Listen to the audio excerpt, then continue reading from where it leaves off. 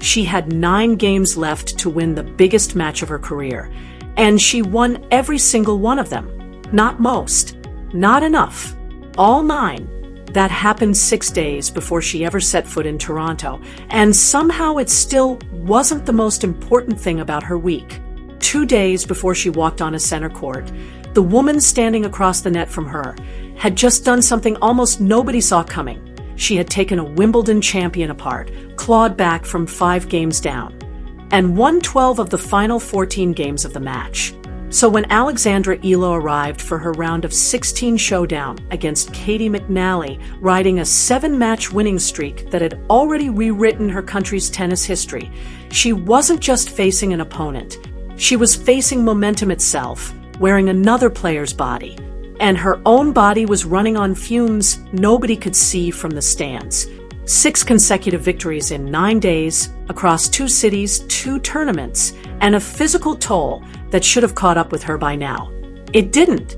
She won 6-3, 5-7, 6-4. A 3-set battle that looked, on paper, like a routine progression. It was not routine. Buried inside that scoreline is a story about what happens when a player stops being someone with potential and becomes someone opponents fear. To understand why that Friday mattered so much, you have to go back 6 days to a tournament in Washington that should have broken her. The Mubadala DC Open draw was, by any reasonable measure, absurd. Eala opened against 2024 Olympic champion Zheng Qinwen and came back from a set down to win. She beat defending champion Leylah Fernandez in straight sets. She took down Alexander Sasnovich, a 4-time Grand Slam semifinalist. She ran through Naomi Osaka in the semifinal, 6-4, 6-2. And then, in the final against 3-time Washington champion Jessica Pegula, a player who had her down 6-4, 3-2, Eala did not just claw her way back. She won the last 9 games of the match, 9 in a row, to close out the biggest title of her career, including a 3rd set where she surrendered a total of 8 points. That is not the profile of a player who caught a lucky draw. That is the profile of someone operating inside a kind of clarity that doesn't rattle, not even when a rain delay stretches out the tension of the highest stakes match of her life. When it was over, Alexandra Eala had become the first Filipino player in history to win a singles title on the WTA Tour. She broke into the world's top 20 for the first time. 7 wins over top 10 opponents on the season, tied for the most on tour. Numbers like that look clean on a stat sheet. They do not capture what a run like that actually costs a body.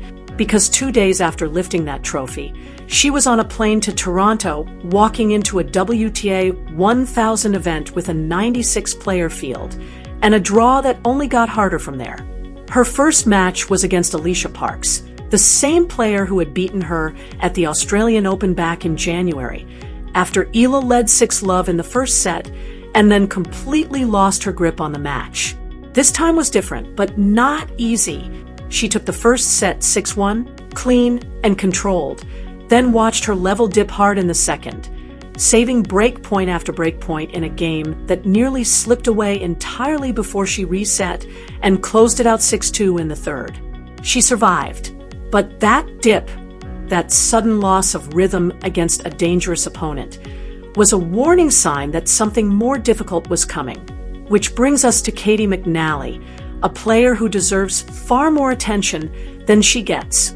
Born in Ohio, coached by her own mother, McNally built her reputation as one half of a devastating doubles partnership alongside Coco Gauff. 9 WTA doubles titles, 2 US Open doubles finals with 2 different partners, a junior Grand Slam resume that includes titles at both the French Open and US Open. In singles, though, her story has always moved slower.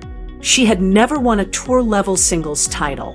Her career-high ranking, world number 50, only arrived in June of 2026, after years grinding through the lower tiers, after an elbow surgery wiped out most of 2024, after a comeback that began in front of maybe 40 people at a $40,000 event in Tampa. But something shifted for McNally in 2026.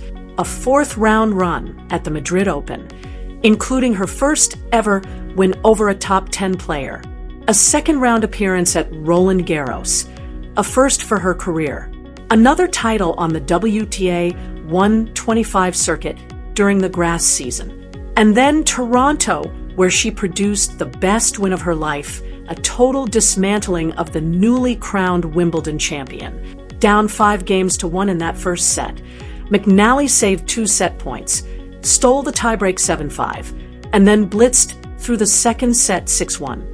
12 of the final 14 games. That is not luck. That is a hard-court game finally clicking into place. A 5'11" frame generating easy power, a comfort at the net built from years of doubles instinct. All of it suddenly working. Exactly as designed at exactly the right tournament.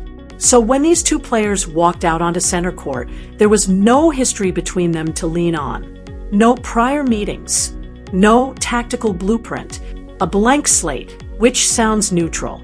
But for a player carrying the accumulated fatigue of Eala's week, a blank slate might be the most dangerous scenario of all. She couldn't rely on pattern recognition. She had to solve an entirely new puzzle in real time, with a body that had already played 4 matches in 6 days. The first set went to Eala, 6-3, and the way she won it told you everything about what her game has become. She held serve comfortably early, then broke McNally in the 4th game, doing exactly what has made her one of the most dangerous returners in the sport this year, crowding the baseline, taking the Americans' serve early, redirecting it at angles that dragged McNally off the court, then punishing anything short. That return game is not incidental to her success. It is the engine of it. It's the weapon that dismantled Pegula, the weapon that dismantled Osaka, the same weapon that made Christina Buxa uncomfortable at Wimbledon in a tiebreak that stretched to 9-7. Eala doesn't return serve defensively. She turns the return into offense, into a statement. And against a player like McNally, who depends on her first serve to dictate short points, that neutralization was devastating. A second break followed in the 6th game, and 35 minutes later, the first set was over.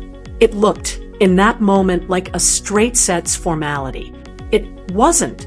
What happened in the second set is where a good win becomes something worth actually studying.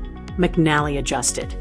And that capacity to adjust under pressure is something she's built specifically through years of hardship, through the long road back from a surgically repaired elbow, through hospital beds and rehab courts and small tournaments in front of nearly empty stands. She started landing her first serve with more consistency. She pushed forward more aggressively, refusing to let Eala settle into her preferred rhythm from the baseline, bringing net approaches that Eala simply hadn't seen in the first set. 9 games went by on serve, tension building with every hold, until McNally broke in the 10th game to steal the set 7-5. And suddenly the match had shifted into territory Eala knew intimately, because she had been here before, against Jung in Washington, and just 2 days earlier against Parks, watching a dominant first set slip through her fingers in the second. Here is where the story gets interesting, because the version of Eala from January 2026, the one who lost to Parks at the Australian Open after leading 6-love, would have tightened up in exactly this moment. She would have started chasing winners instead of trusting what had already worked. She would have tried to force the outcome instead of letting the process arrive at it. The Eala who walked out for the 3rd set in Toronto was not that player anymore.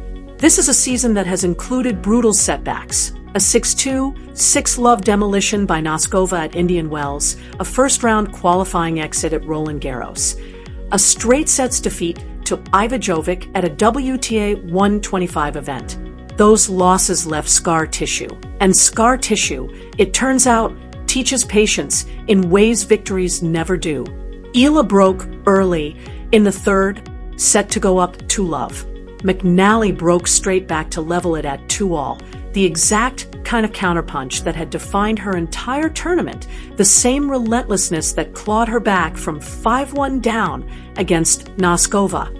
For a few minutes, the match hung in the balance, the crowd noise rising, Filipino flags scattered through the stands next to pockets of American support. Everyone sensing the same thing at once. This was no longer a formality. And then Eala made an adjustment so subtle it would be easy to miss if you weren't watching closely. She started hitting a few feet deeper, pushing McNally back behind the baseline. And for a player who is 5'11" and built to dominate at the net, losing that forward position is close to losing the entire blueprint of her game. You cannot execute aggressive volleys from behind the baseline. Eala denied McNally that real estate point after point, and the fifth game became the hinge the entire match turned on. She broke it with a sequence of returns landing inside the service line, two backhands that McNally could only watch drop past her. Untouchable. 3-2 became 4-2 on serve. A second break in the seventh game put her one game from the finish line. She served for the match at 5-2, and McNally, refusing to fold, broke right back. A final show of resistance from a player who had already proven all week that she doesn't go quietly. But Eala held in the final game, closing it out 6-4. And after nearly 2 hours of tennis, the handshake at the net carried the particular weight of a match where both players had genuinely emptied themselves. What makes this win significant reaches beyond the scoreline? It was Eala's seventh straight victory, tying her longest streak of the season, and it pushed her into the round of 16 at a WTA 1000 event for the fourth time this year. She had just beaten a player riding the absolute peak of her career, someone who 2 days earlier had dismantled a Wimbledon champion in one of the most dramatic reversals of the season. And she'd done it while carrying a level of physical fatigue that would have ended most players' tournaments days earlier. A WTA 500 final on Sunday, a flight to Toronto on Monday, a 3-set survival against Parks on Wednesday, a 3-set war against McNally on Friday, 4 matches in 6 days across 2 cities, on top of a 5-match title run the week before. For McNally, the loss stings, but this fortnight was still genuine progress. A second career win over a top 10 player, a run through the draw that included a 3-set victory over Tatiana Maria and the demolition of the 6th seed, proof that her singles game may finally be catching up to the doubles pedigree that's defined most of her career. She's 24. She's already fought her way back from serious injury once. There will be more chances, but this week belonged to Eala, and it belonged just as much to the crowd that turned Toronto's center court into something close to a home arena, a groundswell so unexpected that tournament organizers moved her.